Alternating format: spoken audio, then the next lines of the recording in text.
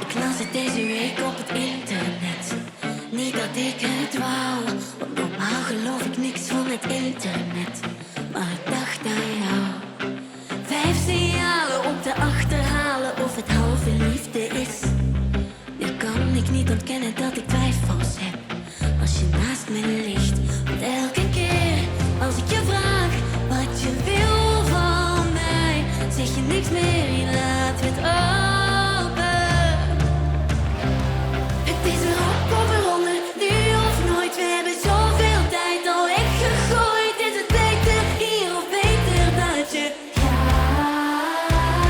Het is erop of eronder, de hoogste tijd. Wie ben ik voor jou, wie ben jij voor mij? Is het beter hier of beter dat je gaat?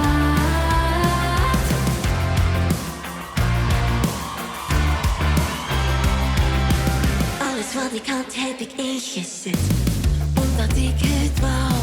Maar volgens dat artikel op het internet is het nu aan jou. Met andere woorden, ik weet wat ik hoor.